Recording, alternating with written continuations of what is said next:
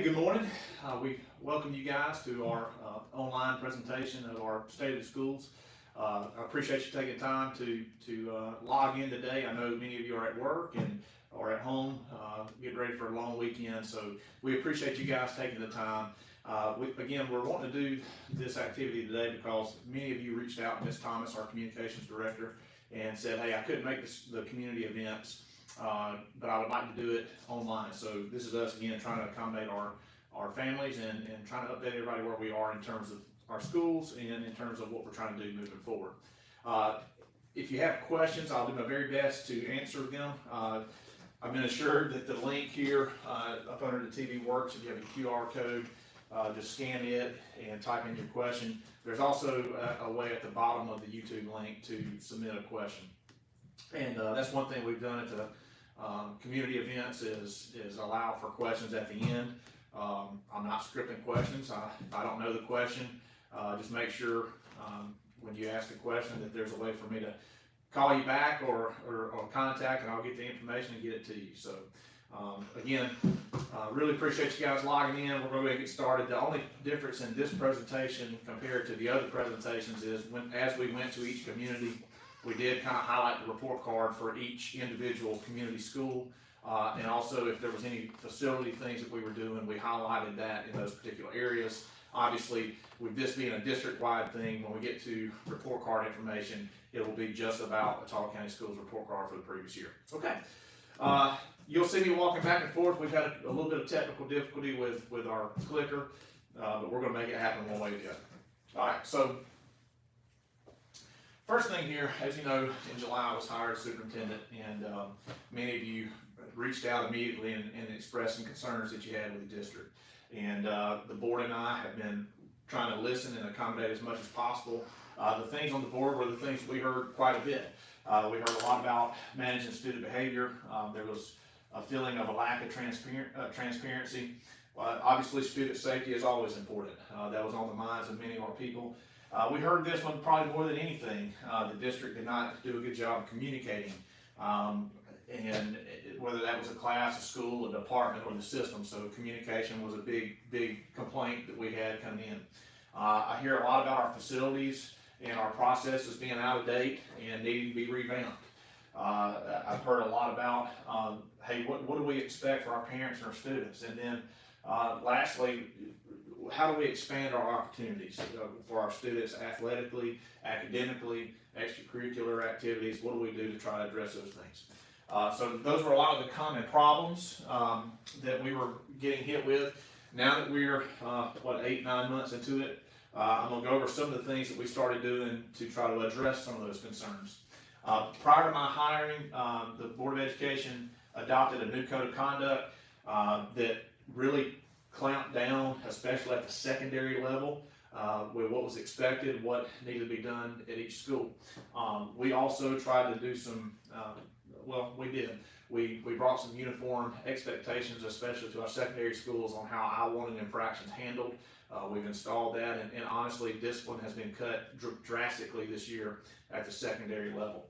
As a district, we implemented Parent Square and really have tried to go all in on trying to update our system with social media and online forums, and basically just trying to get into the digital age. We purchased about $500,000 in security equipment. We hired 11 security guards, and we've really tried to, with all governmental entities, whether that's local, city, state, federal, whether that's our local government representatives, we've tried to really partner with everybody to work together on improving our district. I think anybody will tell you that I feel like our partnerships are as strong as what they've ever been. And then lastly, I talked to our employees early on about what I expect from them, and we really do pride ourselves. I have 3 rules for our employees, and for myself too. And I would love to say I hit these rules every day. I fall short myself sometimes as well, but our goal should always be to treat people right, serve others, and take pride in doing your job. And that will continue to be our mantra as employees, as servants of you and your children. Obviously, some days we do a better job than others, but we're always going to try to hit those 3 goals. And if we can do that, we'll continue to improve. Some other things that we did to try to address those concerns we talked about. We were able to fund about $10 million in facility improvements across the district. We established a centralized registration department that I'll spend a little more time on in just a minute. And we created in-district enrollment policies and out-of-district that should be coming up in a couple days at the board meeting to help our families be able to go to the schools that they feel like is best for the children. And really excited about the bus routing software that we purchased. This is a big deal. I hope it really helps smoothen out the beginning of next school year. This software is going to really change how we operate our transportation department. I'm a little nervous because, quite frankly, I thought this first year I would sit back and just observe. That's typically what you do when you take a new job. You want to see how things are going. That lasted about 3 weeks, and we began overhauling our processes. There's a lot of big things that we have overhauled that we hope you see as a family and as a community, because a lot of our procedures, a lot of our long-held way of doing things, that's what we've kind of tackled, and I hope it makes next school year run a lot smoother. The last thing, we've reorganized our special education department. Elementary education's got to look different than secondary. We've been able to reorganize that department through listening to our teachers, listening to our students, and the way that's broken up now is there's a secondary coordinator, there's an elementary coordinator that are responsible for compartmentalizing both sides of special education in terms of elementary and secondary. So really good feedback so far on that. That was something we started about February, March. So that's a new change, but again, it's all designed to try to give our kids and our families the best educational experience possible. All right, so a little on the centralized registration. I know this is a lot of information up there, and we're going to post these presentations after this one today. We'll post them all. The main thing I need families to understand about centralized registration is, number one, why is it needed? As a principal in the district, I can tell you when I was at Marbury High School, there was numerous times where we would either accept or not accept a kid, but yet Marbury Middle or Pine Level did the opposite. Well, we're all reading the documents and we would have different interpretations. Centralized registration will be one place. Right now it's at Chapter 1 building where we currently are now.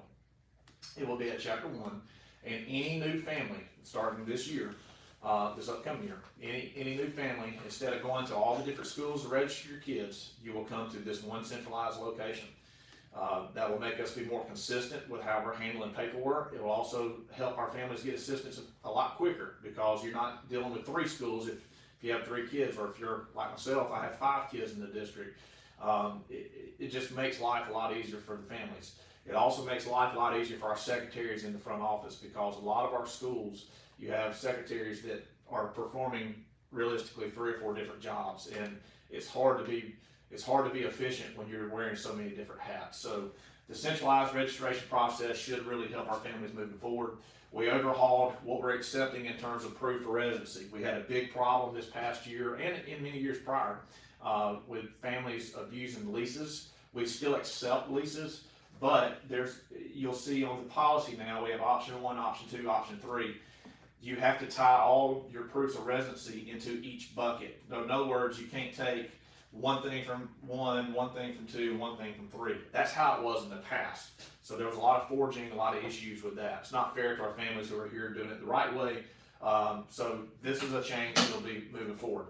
That's why I've got to have 2, maybe 3 people doing it across the district, because that way we stay consistent and we're being fair to everybody. So that's a big change. If you're a returning family, look, I cannot emphasize this enough. We're not requiring it yet, but we're putting it out there. You've probably been getting a lot of emails or Parent Square messages from your base school saying, hey, it's time to register for next year. Guys, all that is the first day forms. If you're like me, if you're like my wife, you get tired of sitting at the kitchen table and doing all the forms that we require first day. We're still going to put those forms out at the beginning of the year next year for those who don't get it done. I would hope as we move forward as a district, families want to do it online and knock it out. I have 5 kids. My wife was able to knock out all that in 10 minutes the other day. So it definitely beats sitting there having to handwrite everything out. So again, I hope you see this as a family as you're watching. That's a massive undertaking too. It's never been done in our district. There's a lot of people that think, hey, it's gonna be a problem. We can't be afraid to try new things out of the fear of thinking it's gonna fall apart. We have to push that envelope to try to do what we gotta do to make it better for our families. So that's another change. In-district enrollment policy, okay. I've had a lot of questions on this. I need to make sure, I'm not gonna go through every little bullet. Again, we're gonna post this. Here's the big items on that. Number one, this is a response to Governor Ivey's CHOOSE Act, okay? You've seen it all over the news now. When I was hired in July, we were told at the first meeting I went to by the state superintendent, hey guys, if you don't have an in-district policy on your books, you need to have that because it's coming from the state legislature. Personally, and I don't mean this ugly, personally, I would much rather write my policy than rely on, somebody from outside the county, the State Department, whoever to write our policy. So all we did was take our current hardship procedures, because it wasn't really a policy, our hardship procedure. We took that, put it in writing. That's literally it. Now, the main things that families been asking, well, so I can go where I want to. Well, no, as many of you that's been in the county forever know, a lot of our facilities, some of the schools aren't gonna be able to hold a lot of kids. Take Prattville Primary, for example. They're already at max capacity with pre-K being there. Now they can take 20 to 30 kids, but as far as 100 kids going to Prattville Primary, it's just not feasible. So the way that process will work, there are some discipline requirements in that policy. I'm not going to spend a lot of time on it, but there's some discipline requirements. You can't have more than one major infraction. You cannot be chronically absent and be able to transfer. We have to keep in mind that if something's not working at one school, I can't let that problem go to another school. And by that problem, I mean the chronic absenteeism or whatever. So we have to have some parameters in place. That's why the policy is written the way it is. Now, that being said, here's the other prime example. Let's say 100 people go to the portal and they want to transfer to Prattville Primary. And let's say internally we say there's 25 seats available. All we will do at that time is run it just like our pre-K program. There'll be a lottery, we'll go through it, we'll call the parents who get picked. If you don't get picked, there'll be a waiting list, and we'll just work through that process. That's literally it. Now, I know there's gonna be some that want to transfer that don't get selected. I would just encourage you to be patient. We'll work through that process. Maybe it's the next year.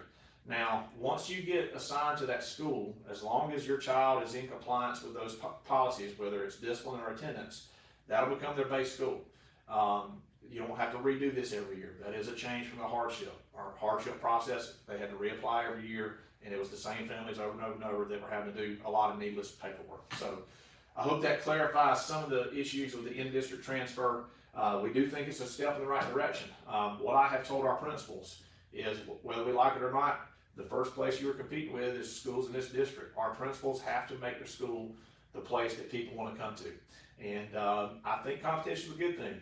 We just got to be smart with how we do that. Out of district enrollment is literally the same thing. I'm going to bring this policy to the board, or this suggestion to the board Tuesday night. This is not official. This is just public discussion on it. But I would see it more than likely being exactly the same as as the in-district transfer. Now, there will be a monetary cost for the families per kid. It's not right for our taxpayers to pay property tax and to allow kids from surrounding counties to be able to come in and not have any cost in it. Really, that's the only change. Now, out of district will not apply until all in-district requests have been processed and looked at. So the way I see this happening is, if there's a school that has 7 seats available and there's some kids that want to come to our system and they qualify, we'll probably reach out to those families and say, hey, these are the schools we have open if you're interested. The reason we're doing all this is I have to figure out a way to stabilize our enrollment numbers. And I'll get to this in a minute on the state slide presentation. But when you're at the mercy of the state allocation for teacher units, the way you're trying to plan out teacher units is just too up and down. I mean, it varies too much. Rough numbers, if you lose 20 kids, or if a class size is 20 kids less than the year before, that's a teacher unit. And with our funding issues, we are completely relying on state funds or state units for that. So I'll get into that in a little more, but that's what we're trying to do, is stabilize those numbers at the base schools so that we can project out better for our principals so they can start building programs in their schools. All right, this is the report card for the district. It's kind of, it's a little frustrating, not gonna lie to you. Our academic achievement went up, our academic growth stayed the same. Graduation rate did decrease somewhat, by about 4.5 points. Our CCR rate increased. Our chronic absenteeism barely increased by less than 1%. And we were more proficient in EL. And yet, with all those increases, we still decreased by 1 point. The reason for that is these categories are weighted differently. So the one that has really hurt us, and the one that our parents have been the most frustrated with us about, is the chronic absenteeism. All right, so what chronic absenteeism means is if a child is absent for 18 days or more, that child is deemed chronically absent. The State Department does not care if they're excused or unexcused. It's all in the same pot. So prior to my hiring, the board did lessen our parent notes. The reason, though, that parents need to understand that, the reason that occurred is previously it was 10 parent notes. Well, you would have 10 parent notes, and then you would have a couple of doctor visits. Well, you're up to 18 notes. Well, again, the state's dinging us. They cited us as, you've got to improve your chronic absenteeism. So we did lower that parent note number to 7. We are seeing positive effects from that. We are looking at maybe adjusting that a little more this upcoming year. But I need parents to understand that chronic absenteeism is a problem. If a kid's missing 18 days of school, it is very difficult for them to succeed. Some kids can, I'll be the first to admit that. But we gotta have our kids here. And that's one reason why our score did go down a little bit. And again, this is an area of improvement that the State Department has literally listed for us. Hey, this is an area where y'all need to improve. So we're working on improving the other areas. Graduation rate, I'm going to tell you preliminary numbers. I feel better about that next year. Our ACT scores have started to come in. I feel good where we're at. I think our report card will reflect positive change this past year. But again, it gets down to what area is weighted the largest and which area do we improve in more than the others. So I like where we're at. We just got to keep improving. The Literacy Act. We have said this at every community meeting. Our schools are doing a really good job of getting this information out. Basically, this is a state requirement, okay? And what I need parents to understand, and I'm not going to go over every little bullet, but there is a possibility. I'm going to go to the next slide. There is a possibility, per the Alabama State Department of Education, if a student does not meet the above requirements, then they must be retained. A student that passes all of their classes could be retained per the law. Now, there's a lot of things above here that allow some grace, okay? If the student has a portfolio that shows that they are at grade level, they just didn't score well enough on the standardized test, okay? We have ways we can do it. However, all that's going to be reviewed. So I do dread coming up very soon when we get to our final report card for our students. I really hope that our students that all pass their classes also hit their marks so they can move forward. Just understand, we've really put this out to our parents that there is a possibility that a kid could pass all their classes and still be retained in accordance to the law. We're trying to do everything we can to prevent that from happening, okay? That's the main thing we've been really harping on with our parents, is make sure they understand the Literacy Act. The Numeracy Act, those requirements are not there yet. The main thing that I just want you to know, in K through 5, kindergarten through 5, if a school's scores are below a certain threshold, those schools have math coaches. The reason it's not like that at every school, because there's qualifying scores that have to be in place.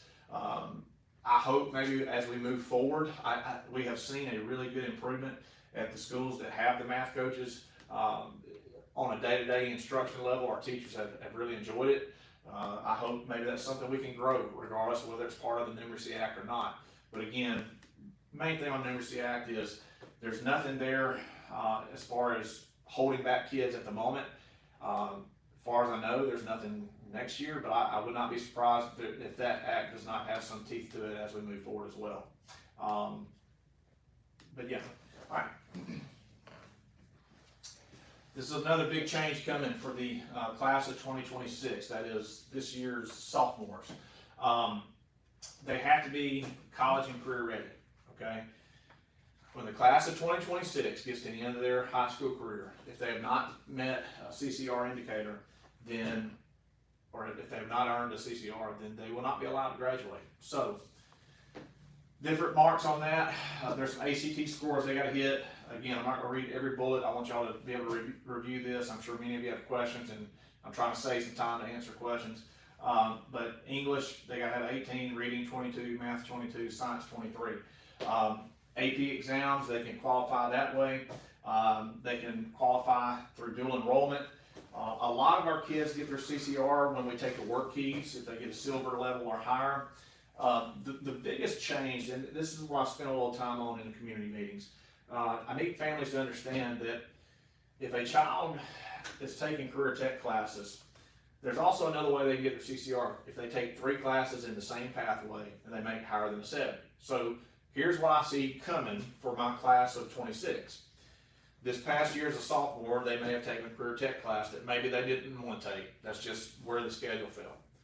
Well, now, if they're a child that's the best way that they can qualify, or if that's something that they want to do in life after high school, well, now you really need to take the second class of that as a junior. And then senior year, you need to take a third class because, again, that gets you your CCR. Kids change their minds. I mean, I thought I was going to be a lawyer. I thought I was going to be an anesthesiologist. You know, I changed 10 times through high school and college. I expect kids to change their minds. So maybe they want to be a welder and they get through the second welding class and go, you know what, I don't want to do that. I want to be a fireman. Well, this path is going to force us to have to really encourage families to go ahead and finish that pathway, even if they don't want to take those classes as we move forward for some students. So again, I'm just trying to really educate parents on understanding this is not a problem this year, but it may be a problem moving forward for some of our families in 2026. So just keep all that in mind. We are making some adjustments with what we're offering on each class, on each campus, to try to give our kids an easier path to a CCR. There's some ways a business class can get you a CCR. There's easy pathways if your child takes an ag class. So as a district, I'm looking at what can we put on each campus that we can run all of our kids through and get that CCR out of the way so the kids can really focus on what they want to do. Obviously, that leads to teacher units and funding and all that other stuff, but we are working on that. We've been working on it. So I feel good where we're at. I just need to make sure parents understand what's coming from the State Department. All right, so now we shift to discussing our financial situation. Currently, based on the data from the Alabama Association of School Boards, the AASB ranks school districts on funding based on total funding. I'm not a big proponent of talking about just one component of funding. I think you got to look at the whole picture. I think that's the fairest way of doing it. It's easy to single out where you're at with one thing. Let's talk about the whole picture because people need to understand that, you know, we do run a $111 million budget, and on the surface, that's a lot of money. It is a lot of money. But the point of these meetings has also been to kind of, number one, like the first slide we talked about, our parents have screamed, hey, I want you to be transparent. You're going to see here in a minute that we're being as transparent as we can be. But out of that ranking, we rank 128th out of 138 in all of the school systems in Alabama. That takes all 3 sources of funding. That averages about $10,300 per student, okay? On average, that's $1,750 less than the state average. So, we're 128 out of 138. We're spending about 10 grand per student. Everybody else in the state, the average in the state is 12,000. So you go, well, that's not that big of a difference. Well, we have 9,000 kids, 9,000 times 2,000. You can see in a hurry that there's a lot of things we could do differently if we were just average funded. So anyway, let me move forward. This is a breakdown of per pupil expense on where the money goes across the district. It also shows our enrollment for all the schools. Again, all this will be public information. You're more than welcome to review it. And I've said this in every community meeting. Toggle is currently funded at about it's a little more than 16,000 per student. At the lowest end, you have Prattville High School that is funded at about $7,700 per student. Now, that's a little misleading because, number one, your rural schools are going to have more federal dollars that come in. Number two, the enrollment numbers in Otagoville and Billingsley, to keep the schools open and running, you have to supplement teacher units because they don't earn enough teacher units to match what the needs are for the school. So that's why you see the funding much higher for Otagoville and Billingsley and somewhat Marbury High School than you do the other schools. Now, Marbury's pretty close with the rest of them. Like you see here, Prattville Kindergarten, Prattville Primary, they're at 10. Marbury's at maybe 10-2. Billingsley's roughly about 11. And then, like I said, Otagoville is exponentially higher than everyone else. But again, their enrollment numbers are lower, so you got to supplement. You got to supplement teacher units to be able to meet the needs of the students out there. So we've spent a little time on that diagram per community, really breaking down where that number falls in for their particular community. All right, the district's per pupil revenues. What I mean by that is, okay, if I look at, there's 138 systems. If we were 92nd overall, we'd be pretty good. That's where we are in terms of state dollars. We're 108th in local and 101st in federal. Now, I get asked a lot, why, I guess because I'm a former coach, everybody asks me about athletic facilities. Why are our facilities in the shape they're in? Well, districts across the state have a lot of money, local money, that they can use to improve things. Why don't we have performing arts centers? Again, when you're starting to specialize what you can offer at the local level, you have to use local dollars to be able to do that. And I'm going to break that down for you in just a second. I'm more concerned with, we have to figure out a way to stabilize our staff needs across this county. We're losing way too many good people. And as you know, in your place of employment, when a great employee walks out, the chances of you being able to replace that employee with somebody as good or better is slim to none. I mean, it's very difficult right now in today's hiring market. So we're going to spend a little time here. I'm going to show you each level, okay? This pie chart represents the total funding we have, okay? So 61% is state dollars, okay? So right here, that's $68,318, roughly. Federal dollars is here. It's about 16% of our budget. Local is about 21% or 22% of our budget. All total, we're on $111,643,600. Now again, I'll be the first to admit that number is substantial, right? Like that's a big number. However, I need people to make sure I need everybody to understand, I'm gonna go back to this. State dollars is mainly what we receive in teacher units, right? So if the state gives us 68 million, not all 68 million, but a majority of it goes toward staff, okay? Which is completely reliant upon the enrollment numbers from the previous year. That's a whole nother argument, but it makes it very tough, okay? Federal dollars, yes, we receive money for, I've used this example at every location, homelessness. If we get, say, I don't know, $1 million for the homeless program, well, obviously, we're going to use that money for our kids that are homeless. That's what it's for. Well, let's say we only need 100,000 of it. In the business world, you would meet the needs, and then you would use the money elsewhere. When money comes in from the state or federal governments, if it is earmarked for something, you have to use it for those projects or for those programs or for that reasoning, okay? Here very soon, I'm going to start several building projects, okay? That's coming from state dollars that I can use for that, one-time money. And I'll get to that in a little more later, but I just need families to understand, if it was 111 million and you could use it however you needed to solve the needs, totally different conversation, totally different conversation. The only pot of money that you have that ability is the local dollars, okay? Here's the problem with that. Of 20 million local revenue, in local revenue, about half of it comes from property tax, the other half roughly comes from sales tax and other taxes, okay? Now, we've been doing this at every location, so I'll do it here too, okay? So we basically have $20 million. That's what this money is representing, right? $20 million. You roughly have $20 million to use as you see fit. Well, if we go back and we look at what we got for this state, 68 million.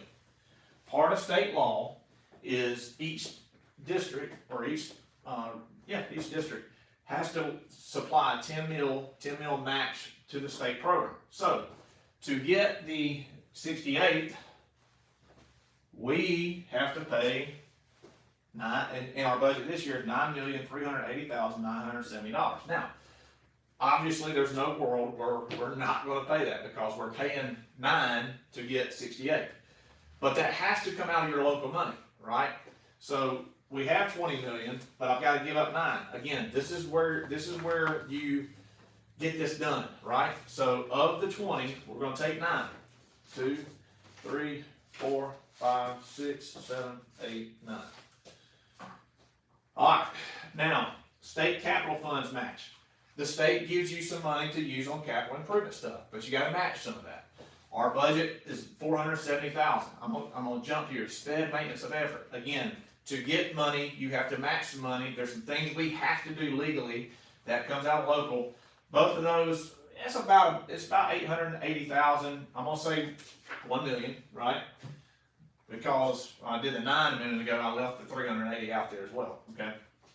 So we've paid our state. We've paid SPED, we've paid state capital funds. Now we got to budget in what we call pass-through money for our CNP salaries, benefits, basically the cost. Any CNP program, for the most part, you have to help that program. CNP cannot make a ton of money. It's actually in their regulations on how much money they can have on hand. The CEP, the free lunch program and breakfast program we started this year, overwhelmingly, people have enjoyed it. Again, I've got 5 kids. I've enjoyed not having to put money on their lunch ticket every week. I'm not 100% sure how that plays out moving forward. We're going to do the program again. We're going to have free lunch again next year. But just to give you an idea of what we're looking at, when we first signed on that program beginning of the year, there were some guidelines. We were well within those guidelines. Well, as the program evolves and as more programs get on it, or schools get on it, the guidelines they recommend kind of change, and I don't know if I would have signed up for it with what we found out moving forward. Now, again, I'm all in on it. It's been a great help for our families. Kids need to eat, right? We want to make sure they're getting what they need. So we'll continue it, but in my budget, we have to budget for worst case. And to meet those needs, I've got a budget $2,351,175. So again, for our case, I'm gonna say that's 2. That goes here. Okay. Career Tech match, again, same thing. To offer career tech classes, there's things you got to do. There are portions of pre-K and the Alabama Reading Initiative that we have to contribute money for. One of the biggest myths in education right now is, well, pre-K is all funded. It's not. I mean, we have to contribute money to that. That comes out of the general fund. So again, for that program, it's about $1 million. It's 1.229287. Okay, so there's another $1 million gone. Then utilities. All right, I've been in the district now 18 years. When I first started coaching, because money was very, very tight, and I remember it. Each individual sport, if you had a baseball field, you had a power meter on that field. We had to pay the power bills. There was really no other way of doing it. Well, when I say we, I really mean we had to do fundraisers, and our parents had to help contribute to pay the power bill. The district in those years, I give the previous superintendents and board members really a lot of credit. They realized that, hey, we need to shift away from that, and the district now pays the utilities for our sports, our band, or anything on those campuses. Our district pays for it. Now, the flip side of that is it's $3,600,000. So I'm gonna say 4. Okay.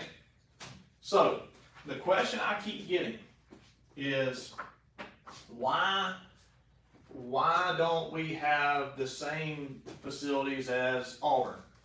Or why are we losing people?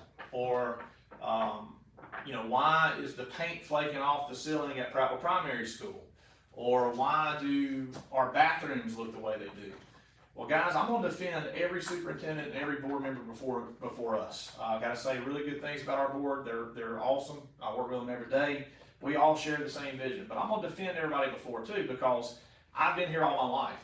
This is the same problem we've always had. The biggest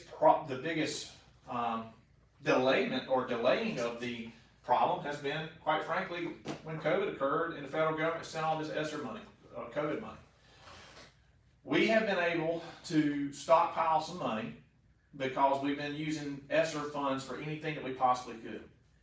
But previous administrations and what we're forecasting moving forward, this is what you have left from your local dollars. Now, again, I'm about to be starting several projects pending board approval. You're going to see a lot of projects starting in the next 2 months.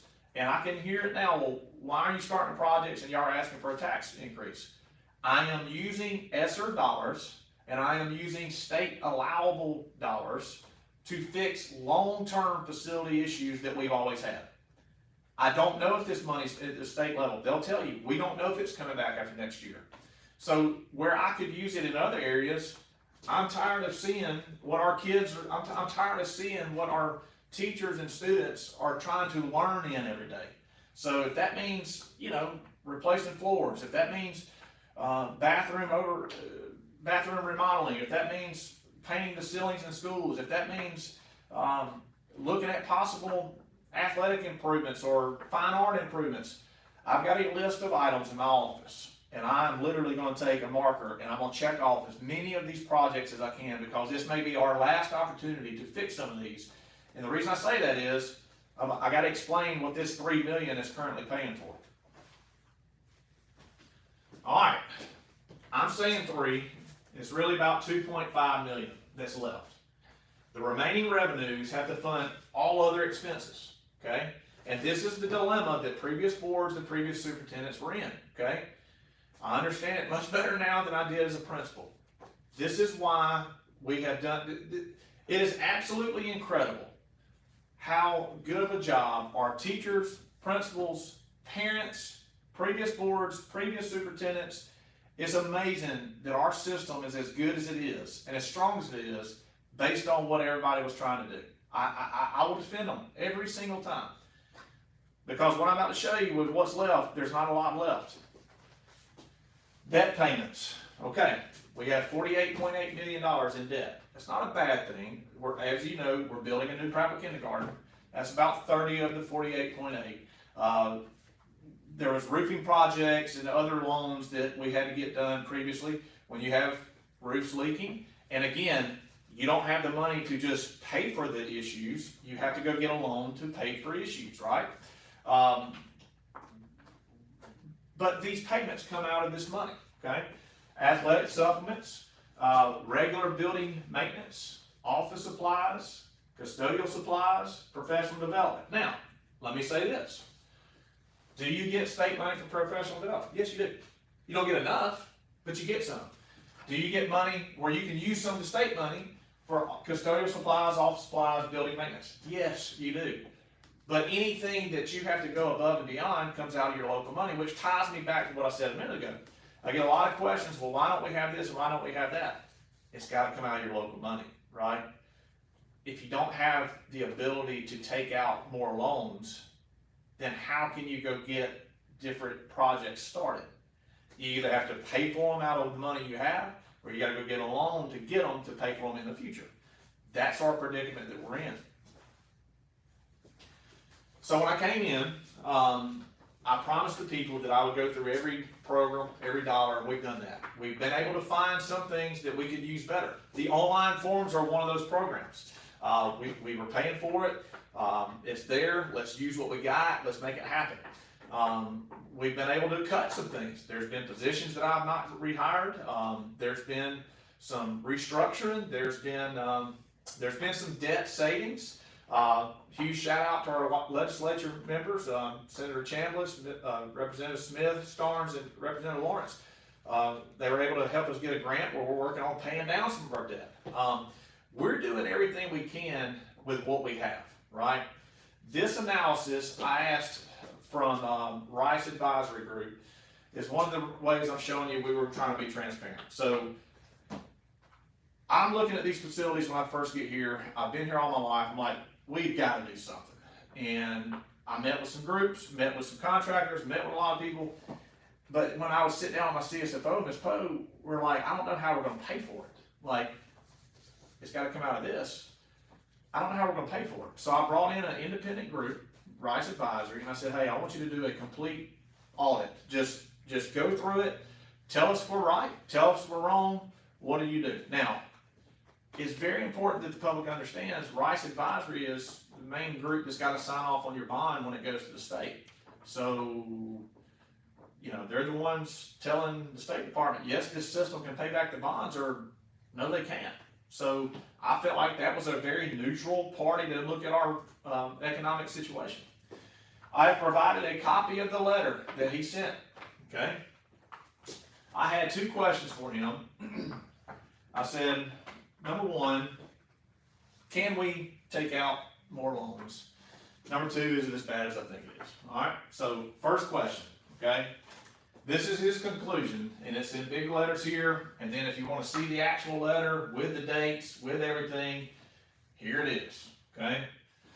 Rice Advisory said, the audit indicates that the district is, quote, currently running on a very tight budget, meaning existing revenues are just enough to cover expenses. In order to increase the operating efficiency of the system, either revenues need to be generated or expenses need to be cut. A growth in revenues would include an increase in ad valorem taxes, and a cut in expenses might include, but not be limited to, a decrease in existing services offered, layoffs, and possibly the closing of schools. So, the rumor going around is I'm closing all these schools. That is not the case, okay? What I have been telling everybody at these meetings is this. We are fine financially this year. I want to say we have about 23, 24 million in our general fund, which is obviously more than 3.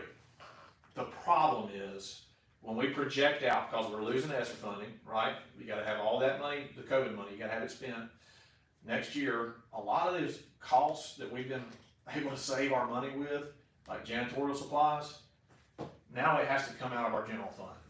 I'm seeing the numbers we spent on it before. That's what I can't get everybody to quite understand.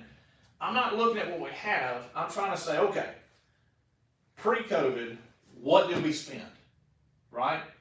Post-COVID, we all know that the cost of goods in 2019, 2020 was significantly less than they are right now. So Rice Advisory is literally saying, and he said this to me, you're okay next year, but if you don't get additional revenue in 25, 26, it's going to be bad. So the whole myth of, or not myth, the discussion of closing schools and all, that came from, I'm going around into these places, different communities, and I'm saying, all right guys, ask me your questions. And somebody asked, hey, are you closing schools? And I said, well, I don't have any plans on it. I can prove with the projects we're doing across the district and going to start moving forward, we're going to go all in on trying to keep everybody open. However, if there's not additional funding and a financial advisor is saying either increase your revenue, ad valorem, or decrease expenses, that's layoffs, closing of schools, I've got to make a decision.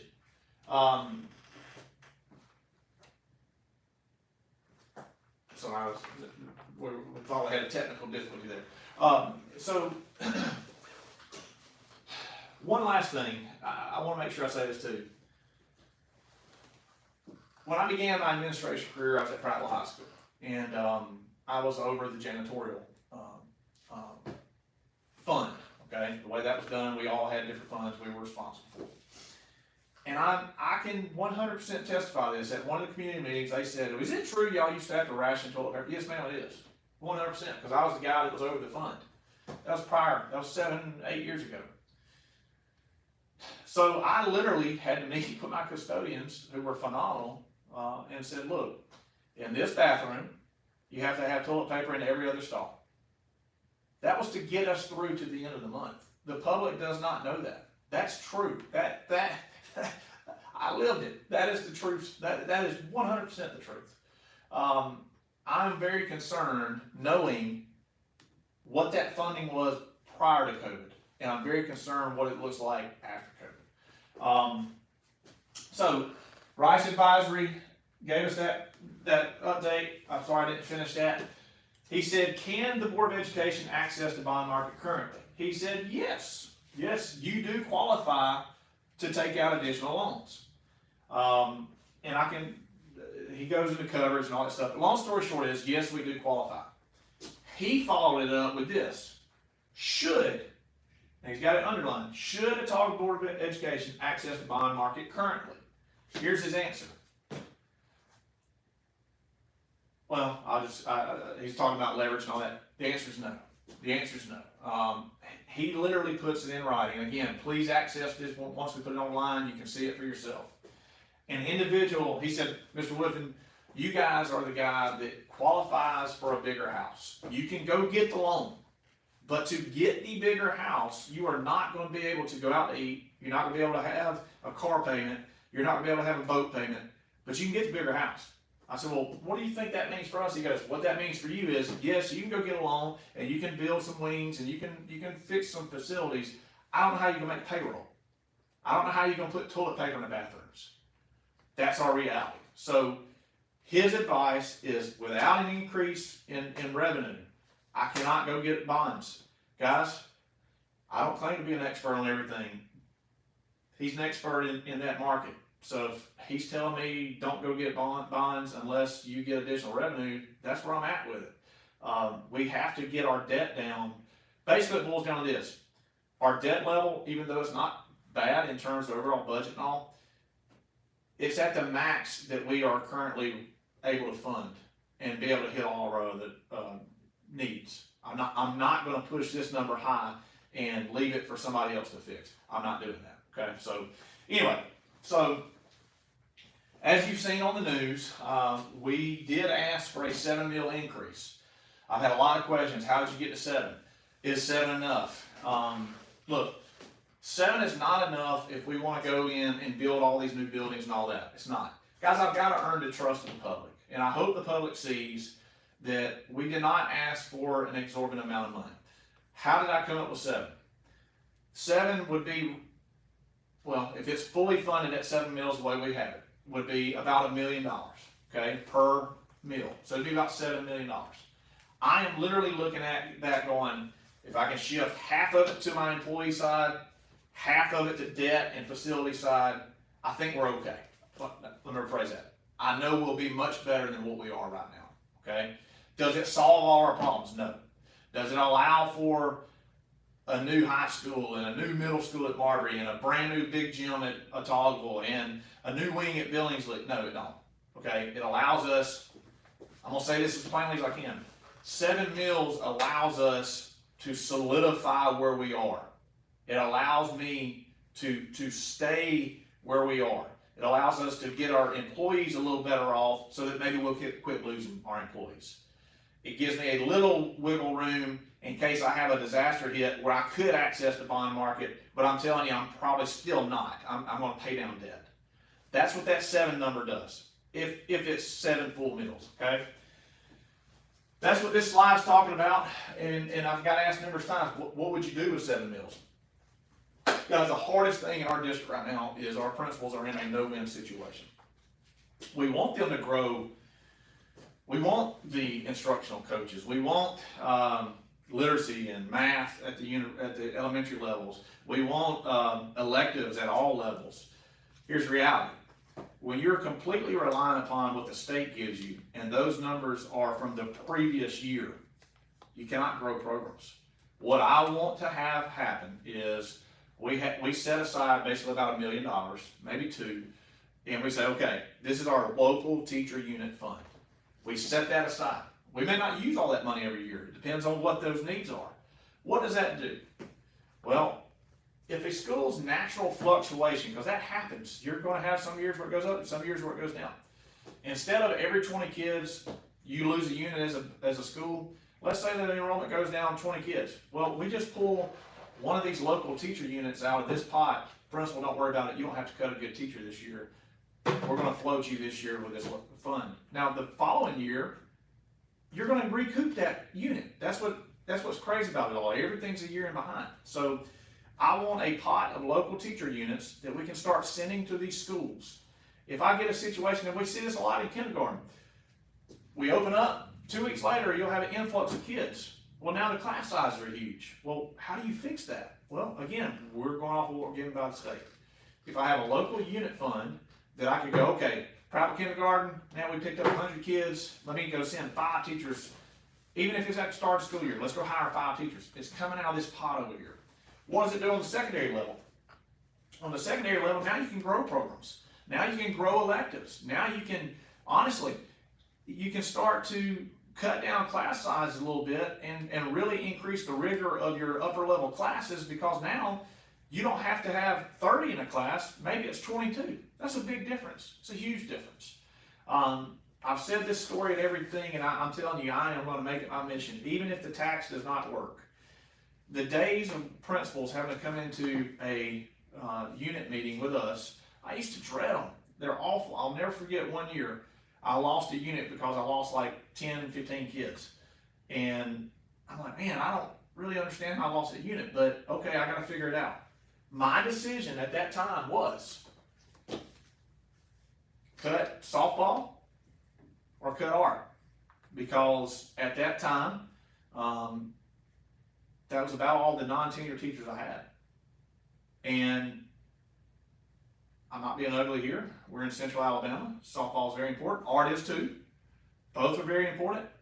And it killed me. I had to cut our art program. Now, I'm very proud to say this. It took me 2 years, but I got our art program back as a principal. And that's a whole other story. But the things and the hoops I had to jump through to work enrollment numbers to justify getting my unit back. That's the world that our principals live in. So, you know, I got to ask at Billings, like, hey, why don't we have a band? Well, how can you have a band if the first unit that's going to get cut is the one you just started the year before? So what I mean by that is, if you're completely relying on these state units, and you have the next year you lose enrollment, you can't cut a tenured teacher, right? It's law. You got to cut the non-tenured. Well, you're going to cut the ones that, quite frankly, are usually the newest ones. Well, in 9 times out of 10, that's going to be the new program that you just started. So how can you grow a program if you're always in the back of your mind as a principal having to think about cutting it because maybe my enrollment went down? That's why I tie back into the in-district, out-of-district enrollment. Those are ways that we can really soften the blow of fluctuations of our numbers, okay? So if we see that a school lost 40 kids, but we can allow some to come in from out of district to keep that number the same, well, now you've protected that enrollment at that school. And again, protect the teachers' jobs.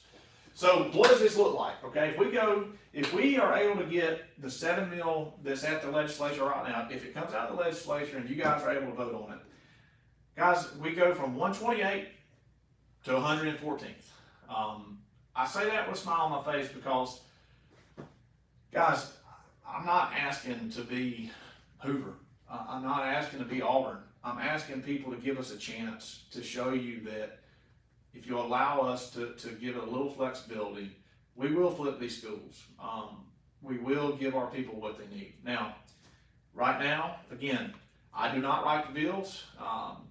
We requested 7 mills. It's the legislature. Those guys are doing a great job trying to work it all through. I have no idea what it looks like when it comes out or if it comes out. But if it's as presented, there's 7 mills, again, about $1 million per, instead of 3, right? What that essentially does, instead of 3, it gives us 10, right? So we would have 10 to play with at the end. Okay. I have some goals here that I'd like to do. You know, I just talked about this, our local teacher units. I know I spent a lot of time on that, but guys, that's a major need. I would like to increase the number of security guards we have across the district to technical difficulty, we're good? Go to the next slide. Yeah, sorry. Um, I would like to increase our security guards. I was able to do that at Prattville High School and Prattville Junior High. We've seen a significant increase. That's been a really good thing for those campuses. I would like to be able to do that across the district. I took a lot of heat at Christmas time because I didn't do an employee bonus. The previous years we had received a bonus. The reason I didn't do that is, number one, when me and Ms. Pogue met on it, there was a memo that came up in our audit we had where the state said, hey, you can't use ESSER funds to do that this year. Now, my understanding is in years before you could, but this year we couldn't. Well, what does that mean for us? Well, that was $592,000 that I was going to pay out of the general fund. And again, I'll be the first to admit I'm very conservative with money. I'm trying to make sure when we get out of this year that we're okay. So I would like to be able to have a bonus system for our employees. If it was a Christmas bonus or whatever, that's an explanation on why we didn't do it this year. I would like to see we tie in a bonus system for our state report card at each school. Again, it's about competition. I don't know what that would look like. It just depends on what level of funding we got.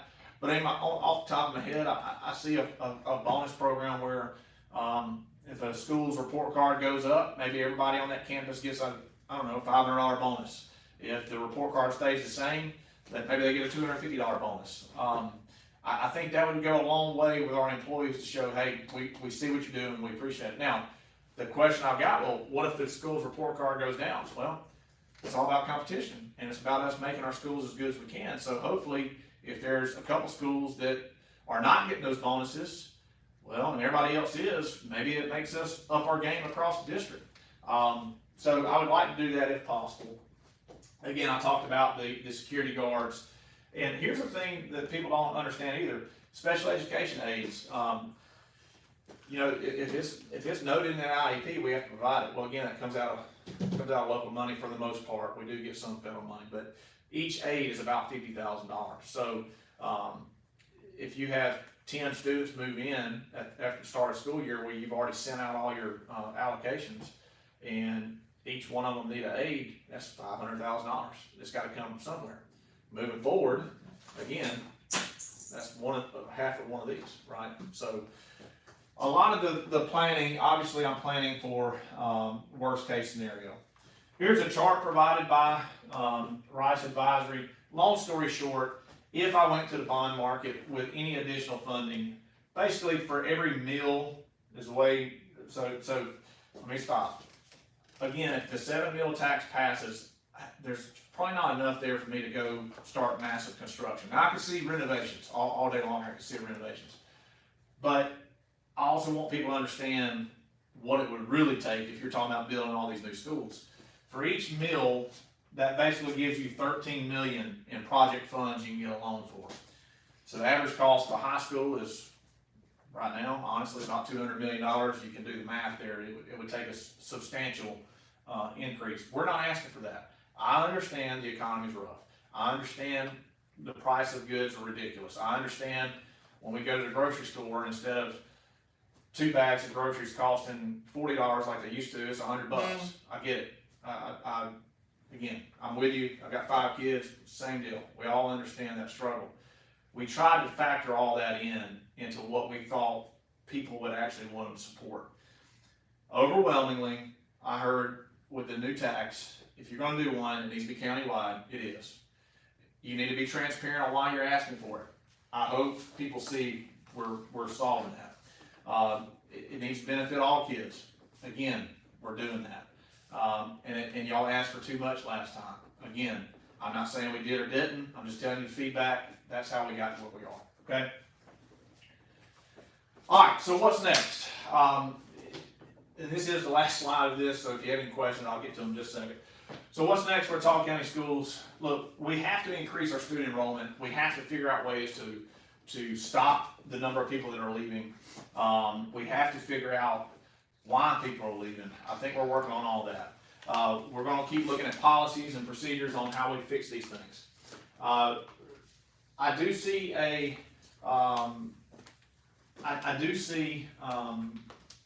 need, and this is what's next as well. I talked about this early on. I feel like we've got secondary. I feel good about it. Our principals have really done a really good job on that. Obviously, some days better than others, but again, I feel pretty good where we're at with that. What we're seeing though is an alarming trend with our elementary students. We're seeing behaviors in our elementary kids that I'm being told has not happened before. And our code of conduct does kind of tie the principal's hands a little bit on what they can do. You will see an expansion of elementary education discipline. Same thing goes for the bus. Guys, we're overhauling our issues with the bus transporting issues with this new program. I hope that makes things better. I also need parents to understand that they've got to have talks with their kids because the behavior we're seeing on these buses is bad as well. You will see changes to the code of conduct with elementary education. You will see code of conduct changes with bus discipline. Bus discipline will be significantly increased on behaviors on the buses. So that's something we're going to look on. We got a big principal meeting on Monday. We're going to really look at a lot of that. Obviously, what's next? I'm trying to secure additional funding sources. We'll see how it plays out. And let me say this.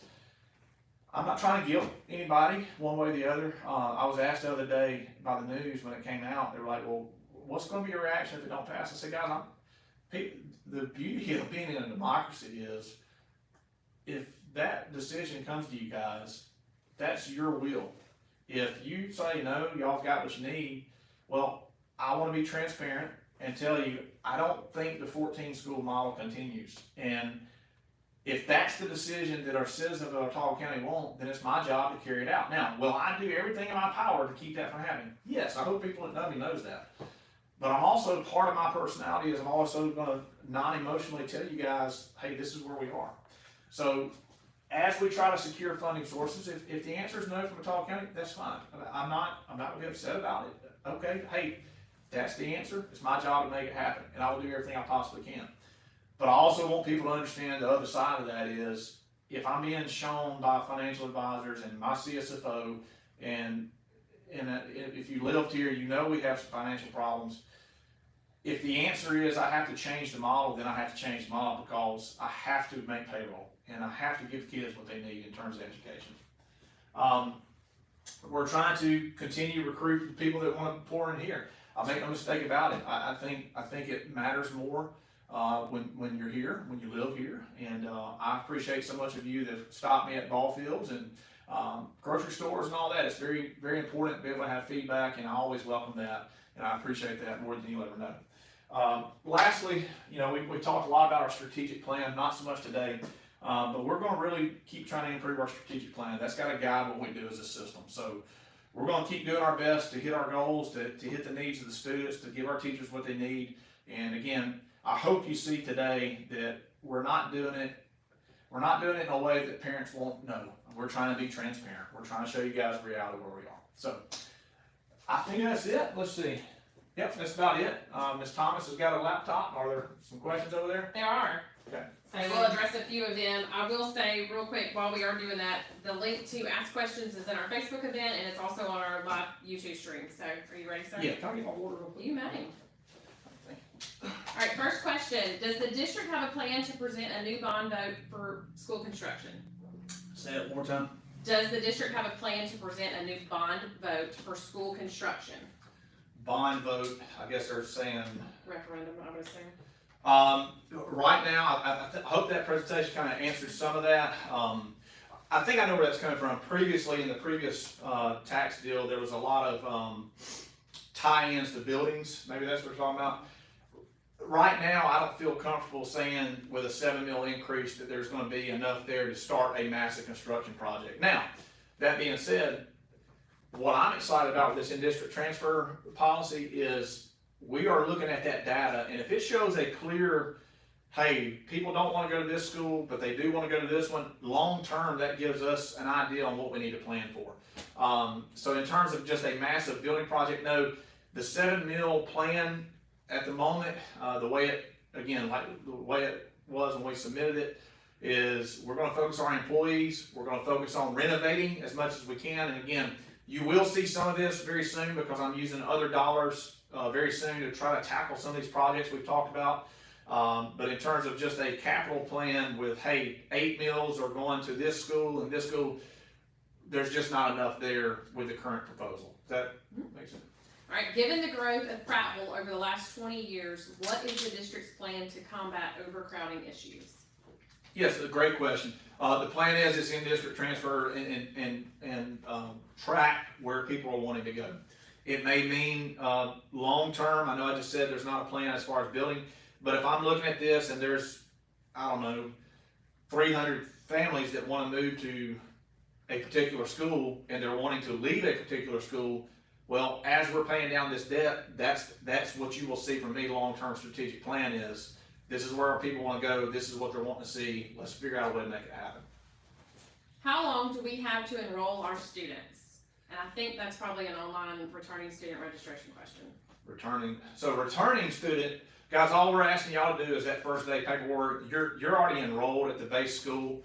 The messages you're probably getting through Parent Square are just reminders to get the first day paperwork finished. Worst case scenario, if you don't do it, you'll just have to fill them out first day. Now, I would like, this hadn't came up. This is good. It's live. Y'all can see some of the thoughts are going through my brain. I would imagine the portal will still be open on the first day, but we would have some hard copies available too. Now, as far as I do want to say this now. Is it already on there when they log in? The little message pops up Yes, about okay. New family. I need everybody to understand this. New family enrollment is different than what it's ever been before. In the past, you went to the base school, and honestly, first day of school was a little chaotic. You had people trying to bring in families, and as a principal, I can tell you, every school in the district function like this. If the school year start on Wednesday, and I'm pretty sure next year does start on Wednesday, they would start enrolling kids the following Monday because the first 3 days of a school are chaotic. Now, that being said, we are telling parents when they log in to register their children, new families, there's a screen that pops up that clearly says, I don't remember the exact date, July 26th. How about that? If you don't have your paperwork in by then, I cannot promise you that you're going to be ready to go day one of school. So if you're a new family that's looking at this, or if you know somebody that's wanting to enroll newly their kid now, make sure they know that I feel very comfortable if they get everything in by the 26th, we'll be good to go day one of school. If they don't have it in by the 26th, guys, it's just there's too much information coming in, and it's always been that way. And I think a lot of you that've been in the district know that every school across the country kind of operates that same way. Does the district see an issue with losing public school enrollment with families sending their children to local private schools? Well, I think that's a great question. Number one, I'll say it like this. It's my job to create a system and a school system where people want to stay, okay? Now, it's also very difficult when I meet with families or I see them at the ball field and they go, hey, the reason I'm pulling my kid from your system and going to XYZ is I just think it's ridiculous that the paint's flaking off from the ceiling, and I'm going, I agree. I'm trying to fix it. I think today's presentation hopefully answered some of the questions on what we're trying to do. Now, does it hurt? Yes, it does. There's no two ways around it. I am, and I may get a little animated here. I am very, very, very concerned with the long-term plan that is in place to provide public money to families to go to private schools. Now, I can't change that. That's state law and all that. Our answer, that's why I had to do the out-of-district transfer as well, because that same principle for them also helps us when a family comes in from out of district. So to answer the question, it does hurt, but I've got to solve why people are leaving. We can't make everybody happy, and I'll be the first to admit that. But you're going to see very soon, with the limited resources we have, everybody may not agree with the projects I'm about to do, but I have a list of long-term problems for our county, and I'm going to start checking them off one at a time. And if the State Department of Education says, hey, here's $8 million, and y'all can use it for whatever, I'm telling our families, it's going to go to improving education, it's going to go to improving what our teachers have in the classroom, it's going to go to improving facilities. That's my only option right now, and I hope when families see all the projects that we're about to start, I hope families see that, hey, even though they're limited to what they got, they're trying to solve some of these long-term issues. So I hope that answers the question. It's not good. It's not good for us when people leave. I know that, you know that, we all know that. It's about, well, anyway, it takes a substantial amount of money. Just remember this, for every 20 kids we lose, that's about one teacher unit that leaves with it. So, yeah, I'm concerned about it, but I'm more concerned with what do we have to do to show our families that we are trying to do the best we can. And, you know, that is one thing that keeps coming up. Well, your schools, y'all have an 83 on the report card. Why do you need additional funding? My challenge to this, and this is what I'm telling our employees, man, it's been a great year. Man, I wish you could be on our campuses. It's really a great year. But being okay is not okay, right? And our biggest hindrance for success right now is we've always done pretty well. But what people just don't see unless you're out on the road, unless you're looking at other districts and all that, is our hands are tied. Our hands are tied. Our solution right now for a teacher that does a great job in the classroom is, hey, I appreciate you, and I appreciate you so much. I need you to do my SGA. I need you to do this. I need you to do that. And I can't give you any additional supplements. Then go across the river or go across the highway over here, and you're picking up additional supplements for doing the same job. So what is that teacher going to do? Or that security guard, or what are they going to do? They're going to go, well, if I'm doing all that, I should get compensated for it. And I agree. And we lose them. We don't have the structure in place to be able to compete with that. That's why this presentation was the way it was. Same deal with private schools, you know. Anyway, I'm not anti-private school by no means. It is a competition. We are in competition with private schools. We have to make our system better so we quit losing kids. We will do that one way or the other. I assure you we will. Without an increase in funding, when is the earliest feasible time frame to be able to build an additional school in Prattville? Without funding. Yeah, it kind of depends on what the scope is of the school. So for example, if you're building a school that you're going to house, I don't know, let's say private intermediate holds 600 kids. I can tell you the cost of the kindergarten, which houses about, I want to say capacity 600. That cost is about 30 million once you get into it. So you scale that. You go, okay, so how much will a new high school cost? Well, in long term, I don't mind saying this. Yeah, I've got some plans on trying to build a new high school. We have to have those long-term plans, but what's the cost? You're looking at about 200 million to build a new high school the way it sits right now. Let me rephrase that, with 14 school model, okay? If there's a 14 school model and you keep everything the same, so when's the timeline on that? I've asked Rice Advisor to give me some idea on that. It can range anywhere from 5 to 10 years. Depends on how quick I can pay down debt. If there's no additional funding, again, I think we're okay for the next year or two. I'm just very concerned about 25, 26. The unknown of how are we going to get increased funding? The state, I caught some heat the other day online about it. They said, well, the State Department gave record educational budget. They did. And we never know what that's going to look like. So if they keep up that trend and they keep increasing funding, we can probably pay stuff down a little quicker. But as you know, and I know, there's a reason they meet yearly on the budget. They set it every year. It may get cut in half next year. You never know. So the increase in mills will help us project it out. And this is our last question. So if you have a question you're waiting to answer to see if it's been a duplicate, I would tell you to submit that now. So, is there a possibility in the near future that the district will increase funding to music and art programs that are severely lacking? Yeah, I'll tell you this right now. One thing I'm looking at is supplements and things like that, and there's band supplements. There's some other supplements, but in a lot of the things that our band directors and everybody else are theater. Let me pause and say this, okay? Your theater teachers, your department heads, your art classes, there's not a structure right now.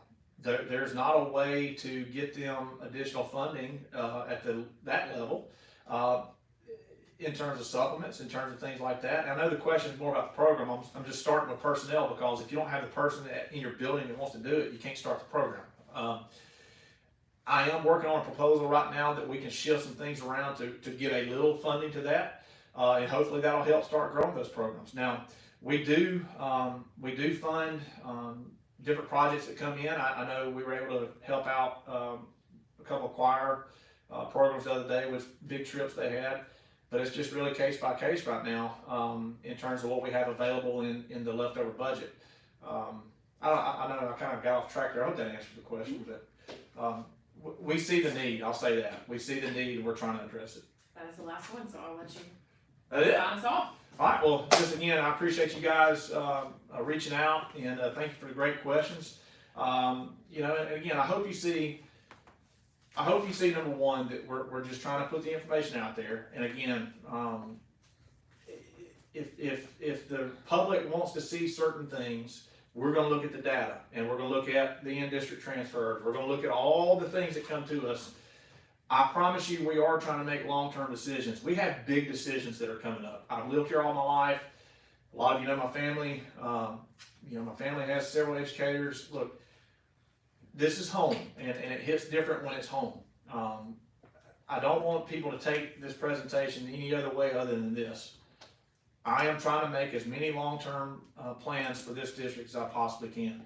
There's a plan where we have all 14 schools open. There's a plan where several of them close. There's a plan where, hey, if we can build a new Prattville High School, what does that look like for in town? You gotta have a plan first. And, you know, we're looking at all that stuff. We're looking at the data as it comes in. Where do people really want to go to school? We're looking at all that. We just can't be afraid to have these kind of conversations. That's why I appreciate you guys logging in today. And I appreciate you reaching out, Ms. Thomas, asking for the presentation as well. Share it, use it, do whatever you need to do. I hope you've seen, I'll do my best to get back with you if you reach out, and I appreciate each and every one of you. Hope you have a great weekend.